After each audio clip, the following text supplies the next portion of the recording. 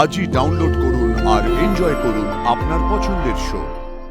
তুমি যা ঘোল খাওয়ালে তোমার বরকে। আমার বর তো এখানে নেই কো। সে কি? ওই যে লম্বা মতো ফর্সা মতো ভদ্রলোক, উনি তোমার হাজবেন্ড না? রাজু কোনো অচল পয়সা নয় যে আমি যে কোনো চেষ্টায় তাকে চালাবার চেষ্টা করব। ও নিজের জোরেই চলবে। চলুক না মা, চলুক, একেবারে তাই চলুক। আর বিশ্বাস করুন মা, আমরা না এটাই চাই, সবার আগে আমরা ওকে হেল্প করব। ও পড়ুক না, হস্টেলে পড়াশোনা করুক, ওর হস্টেলের খরচা আমরা দেবো, ও লেখাপড়ার খরচা আমরা দেবো। আর ওর ওই বর মানে ওই অপদার্থ বর, ও নিজের পায়ে না দাঁড়াতে পারুক, না দাঁড়াক, কিন্তু ও যেন নিজের পায়ে দাঁড়াতে পারে। কিন্তু মা, যাই করুক না কেন, যা ইচ্ছা করুক, আমাদের কোনো অসুবিধা নেই, কিন্তু যা করবে তা যেন এই বাড়ির বাইরে গিয়ে করে, এই বাড়িতে থেকে নয়। মা, একটা কথা বলছি আপনাকে। এই তো দুদিন বাদে রাজুর পরীক্ষার রেজাল্ট বেরোবে। ওর তো গ্রামে গিয়ে পড়াশোনা করা হবে না, না? ওর বাবা মা আবার ওকে কি ট্যাগ দিয়েছে। গ্রামে গিয়ে ও কোথায় থাকবে? তাছাড়া গ্রামে কোনো ভালো হস্টেল বা কলেজ আছে কিনা আমার জানা নেই। তাহলে নিশ্চয়ই ও এই কলকাতাতে থেকেই পড়াশোনা করবে। মা, সেক্ষেত্রে ও যেন হস্টেলে থাকে।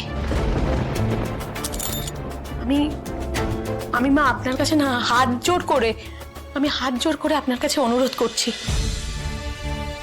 তখন যদি কৃষ্ণ ওকে এই বাড়িতে রাখার চেষ্টা করে, আপনি প্লিজ সাপোর্ট করবেন না। আমি কেন কথাগুলো বলছি, কোন যন্ত্রণা থেকে বলছি, আপনি নিশ্চয়ই বুঝতে পারছেন মা। এই ব্যাপারটায় আমাদের সবাইকে একজোট হয়ে থাকতে হবে। মা, আজ ওই রিসেপশনের ওখানে অনেকে অনেক কিছু বলেছে, অনেকে অনেক রকম কথা বলেছে মা।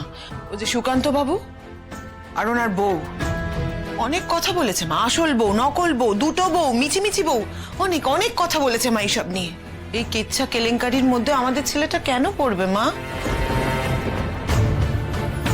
আমাদের এই বাড়ি থেকে লাজুকে অনেক দূরে রাখতে হবে। ওর পেছনে আমরা থাকবো মা, আমরা সবাই থাকবো ওর পেছনে, কিন্তু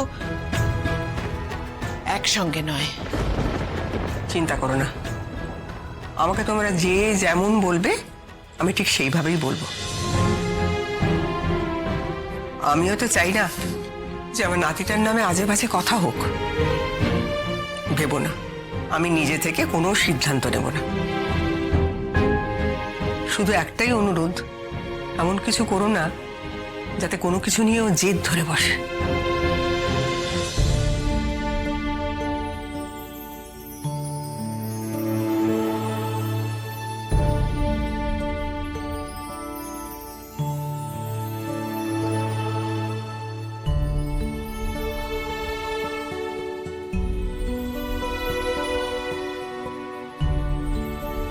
এই ঝকঝকে সাফ হাসপাতাল আমাদের গায়ের মতন নয়।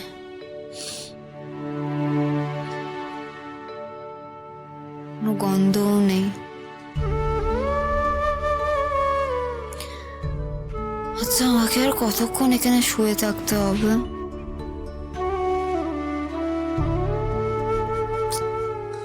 কাউকে তো দেখছিও না।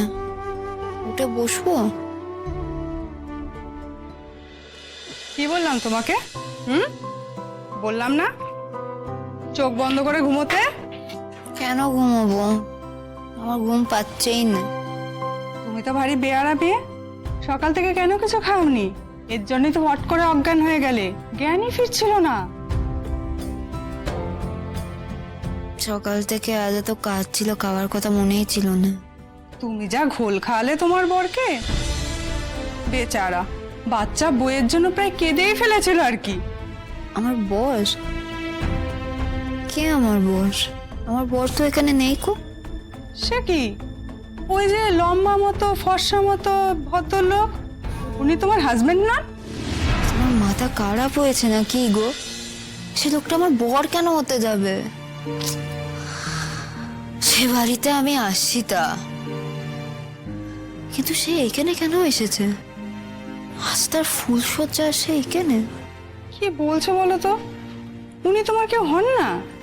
না গো না, বললুম তো। তোমার মাথায় কিছু ঢোকে না নাকি? আমি যে বাড়িতে আসছি তা, সে সেই বাড়ির ছোট ছেলে। ও আচ্ছা, যেভাবে ভদ্রলোক টেনশন করছিলেন, অস্থির হয়েছিলেন, আমি তো ভেবেছিলাম তুমি ওর ওয়াইফ। ছি ছি ছি, মোটেও ওইসব নয়। দেখো দেখি আমি কি কাণ্ড করলুম। আমার ময়ূর দিদির বড়, আজ ওদের ফুলসজ্জা আমি নষ্ট করলুম। শোনো না গো দিদি, তুমি ওই লোকটাকে কি বলে দাও আমি এখন ভালো আছি, ও যেন বাড়ি চলে যাক। উনি তো তোমার সাথে একবার দেখা না করে যাবেন বলে মনে হয় না। তুমি আমাকে কখন ছাড়বে গো? ডাক্তারবাবু তোমাকে ঘন্টাখানেক বাদে ছাড়তে বলেছেন, তোমাকে অবজার্ভ করতে বলেছেন। তোমাকে দেখে একটা কথা আমি বেশ বুঝতে পেরেছি। আর কিছুক্ষণ যদি এখানে তুমি থাকো, তোমার কি হবে জানি না, আমার মাথাটা নির্ঘাত খারাপ হয়ে যাবে। ও দিদি গো, পায়ে পড়ি তোমার। তুমি আমাকে এখন না ছাড়ো, তাকে একবার ডেকে দাও, আমি তাকে খুব করে বকে বাড়ি পাঠিয়ে দেব। নইলে খুব বাজে ব্যাপার হবে গো একটা। দাঁড়াও, তোমার ডাক্তারকে আগে জিজ্ঞাসা করি, তিনি পারমিশন না দিলে তো তাকে আমি ডাকতে পারি না। আর যতক্ষণ না আমি আসছি, একদম চুপ করে শান্ত হয়ে চোখ বুজে শুয়ে থাকো, কেমন? এই দেখো, তুমি যা যা বলেছো তাই করেছি। এবার তুমি জিজ্ঞেস করে এসো ডাক্তারের কাছে।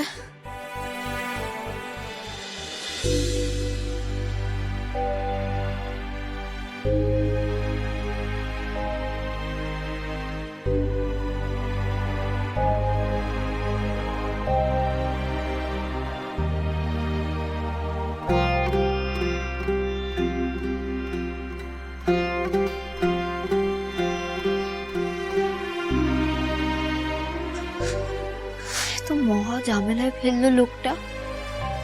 ময়ূর্তি দিক যে খারাপ লাগবে সে একবারও ভেবে দেখেনি। এ কেমন বেআক্কেলে লোক রে বাবা। আসুক এখানে, খুব করে কথা শোনাবো।